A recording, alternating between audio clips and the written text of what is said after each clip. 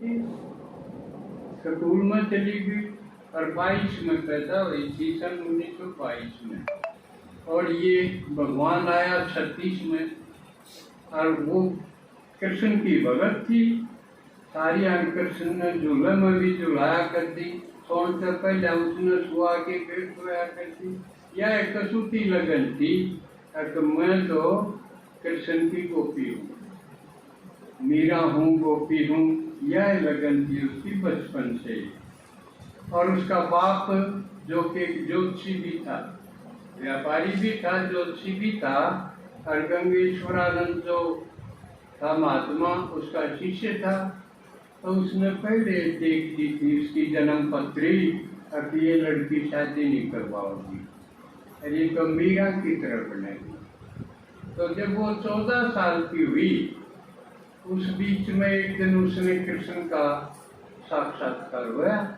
उसने देखा कृष्ण है और खेल पाल कर रहा है खूब, लेकिन उसके पीछे उसने एक वो बुजुर्ग आदमी, बूढ़ा आदमी, सफेद वस्त्रधारी देखा। ये तो जैसे फरिश्ता है साथ ही। वो कौन थे? उसके पीछे ब्रह्मा बाबा। और फिर उसको पता चला कि यहाँ ब्रह्मा बाबा के घर में ये सत्संग चलता है। तो वो 36 में जब ये 14 साल की थी तो वो उसमें चली गई। और उससे पहले केवल 10वीं पास की थी। फिर इस सत्संग में आने लगी। मम्मा और प्रकाशमणि दोनों क्लास फेलो भी थी, एक स्कूल में एक बैठा करती, पढ़ाया करती। तो वो जब बाबा के सत्संग में गई तो उसने देखा कि बाबा के मस्तक पे सफेद चक्र घूम रहा। और किसका मतलब? शिव भगवान प्रकाया प्रवेश करके बोल रहे थे। तो वो देखने से उसके समझ में आ गई कि मेरी जगह तो यहाँ है और असली सत्संग ये है। तो उसने अपने पिताजी को कह दिया, मेरी पढ़ाई में कोई रुचि हो नहीं, अब मैं तो इस सत्संग में रहूँगी। तो इस प्रकार वो उसमें शामिल हुई। और जब ब्रह्मा बाबा ने अपनी चल संपत्ति एक मंडली बना के 8 की, जिसमें ये भी थी, प्रकाशमणि दादी भी थी, मम्मा थी, और भी थी, दीदी भी थी, मनमोहिनी, इस प्रकार 8 थी। उनकी एक कमेटी ट्रस्ट बना के अपनी सारी संपत्ति ब्रह्मा बाबा ने उनको सौंप दी थी, मम्मा को अध्यक्ष बना के। और फिर क्योंकि जो भी चला जा वो है बाबा के सत्संग में, बाबा का हो जा। और कई माताएं छोटे छोटे बच्चों को लेके भी आ गई। तो ये बाबा ने उनके लिए स्कूल बनाया, वे बच्चों की पढ़ाई का प्रबंध भी किया। और उसमें पढ़ाई टीचर की तलाव। ये जो प्रकाशमणि थी और ये और जो ये दादियाँ बनी, उस टाइम ये कोई 15 की, कोई 18 की, इस एज की थी, कोई 10वीं थी, कोई 9वीं थी, को इतनी पढ़ी हुई थी, वो उस स्कूल में पढ़ाने लायक। तो इस तरह ये जग चलते चलते प्रकाशमणि दिल की सच्ची रही, बाबा की ओबीडेंट रही, ऑनेस्ट रही। जो बाबा ने कहा जी हाँ की, और वो सेवा करते करते बाबा के दिल तक चले। और फिर जब ये यज्ञ भारत आया, कब? 1950 में। 1947 में तो जो विभाजन हुआ, मारकाट हुई, उस टाइम वहीं रुकी रही, उस टाइम नहीं निकले। लेकिन 50 में जब ये मारकाट वगैरह थम गई, उस टाइम शिव बाबा ने ऑर्डर कराया कि मेरे भक्त तो भारत में हैं, इसलिए पाकिस्तान से बाहर चले जाओ। तो वहाँ फिर जगह ढूंढी गई, तो ये माउंट आबू पसंद किया गया। तो वहाँ पर सब कुछ खत्म तो हो गया था, ऐसे भी खत्म हो गए थे। तो वो 1-2 साल बड़ा बैगरी पार्ट चला। उसके बाद बाबा ने कहा कि सब जाओ और प्यासे बहुत हैं भक्त, उनको तुम गंगा बन के और ये ज्ञान का अमृत पिलाओ, उनको जिंदा करो। तो कोई पटना, कोई हरिद्वार, कोई दिल्ली, कोई लखनऊ, कोई अमृतसर, इस प्रकार बड़े बड़े शहरों में ये कन्याएं कितनी, कोई 20 साल की, कोई 25 साल की, इस एज की अलग अलग शहरों में भेजी, जाओ और सेवा करो। देखो कितना कठिन था। एक ढंग से तो 14 साल वो भट्टी में रही, उनको दुनियादारी भुला दी और फिर संसार में भेज दिया। उनको ये भी नहीं पढ़ना कि तो धर्मशाला क्यों है, सराय क्यों है, क्योंकि तो उस हालत में इन्होंने कितनी कठिन तपस्या की और तब जाके ये यज्ञ सारे फैल गए। ब्रह्मा बाबा ने कितना सहन किया, क्योंकि ज्ञान नया था तो सब लोगों की दुकानदारी फेल हो गई थी। कोई टुकड़े जमा रहा था, जो करीबी जमा रहे, कोई धन सतगुरु को राधा स्वामी, कोई कमी, ये अपनी अपनी दुकान जो जमा रहे थे। बाबा ने बताया ये सारी झूठ, मैं सर्वव्यापी सोई नहीं, ये सारे न्यू के है, भगवान तो सर्वव्यापी है, सब क्या में है, सबके दिला में है। भगवान ने खुद का मैं तो अपने घर में रहा करूँ और परकाया प्रवेश करके ज्ञान सुनाऊं, ये सारी झूठ बोलना। ना 84 लाख जून होती, आदमी आदमी बनेगा, सारी बात नई बता दे। 5000 साल का यूं चक्र है, ये गिरते गिरते कलयुग भी खत्म हो गया, मैं आ गया तो संगम युग शुरू हो गया। यूं हीरे जैसा है, केवल यो टाइम चढ़ाई का है, बाकी सारे उतराई के हैं, गिरावट के हैं। सतयुग से त्रेता में गिरे, द्वापर में गिरे, फिर कलयुग में गिर के फिर भगवान आया जब चढ़ना शुरू हुआ, वो भी सत्य ज्ञान के सहारे से। तो ये धीरे धीरे विरोध भी खूब हुआ। ब्रह्मा बाबा ने खूब गालियां खाई, जिस आदमी ने तू भी नहीं सुना था और कोई तू कह के भी बोल रहे, इतनी पोजीशन का था राजघराना में, जिसका आना जाना बैठना था, उसको खूब गालियां दी लोगों ने।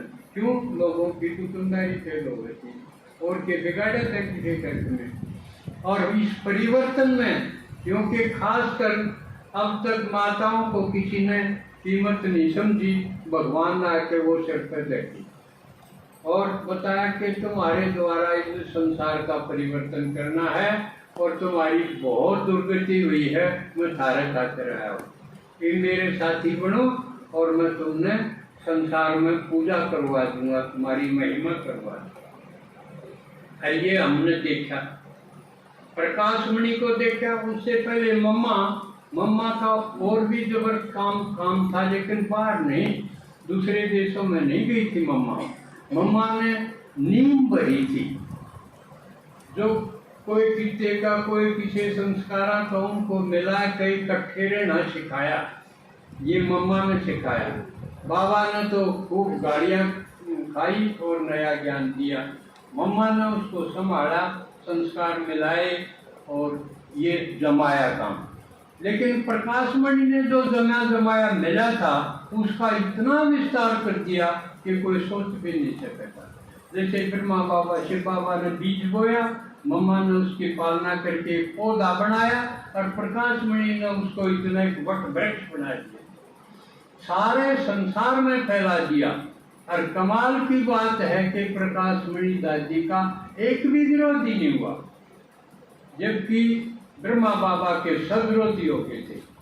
लेकिन इसने प्रकाश मणि दादी ने सबको संतुष्ट करते हुए इतना इसको प्रसार कर दिया, इतना विशाल कर दिया कि यूएनओ जो सारे देशों की एक जमात है, एक पंचायत है, यूएनओ ने भी सम्मानित करना पड़ा दादी को। और कितने यूनिवर्सिटी ने दादी को डीलेट की उपाधि, डॉक्टरेट की उपाधि करी, जबकि 10वीं पास थी। अब हम देखा हाँ कि एक तरफ तो शिक्षा है ये स्कूल आनी, यहाँ पर देश बिना की डिग्री है, लेकिन उन आवर कुछ भी कोई। प्रकाश मणि जानकी दादी उन्हें कोई बड़ी परीक्षा पास नहीं करी पढ़ाई की, लेकिन सारी यूनिवर्सिटी उन्हें डॉक्टरेट की उपाधि देने खातिर पीछे घूमा। इसका मतलब प्रतिभा की परिभाषा बदली, योग्यता की प्रतिभा की। पहले हम सोचते थे जो अच्छे नंबर ले ले वो होशियार है, लेकिन बाबा के ज्ञान ने दिखा दिया कि जो प्रभाव डाल दे, आदमी का दिमाग में जो बदल दे, जो प्रभावित कर दे, वो है प्रतिभाशाली। ये परिभाषा बदल दी।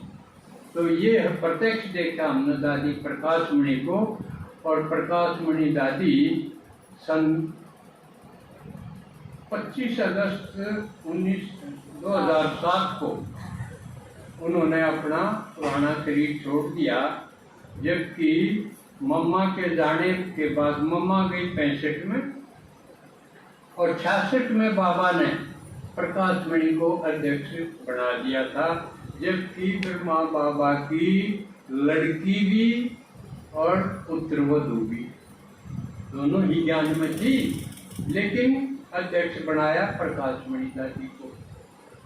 और उन्होंने इतने अच्छे से संचालन किया और इतनी ओम शांति भवन बनाया और ज्ञान सरोवर बनाया माउंट आबू के ऊपर, और नीचे शांति वन में डायमंड हॉल बनाया, और देश के दूसरे स्टेट में जो अच्छे अच्छे भवन बने वो बनवाए, और दूसरे देशों में लंदन में जैसे विक्टोरिया पैलेस भी खरीदा और उसकी जगह कितने महान विशाल ये बनवाए आश्रम।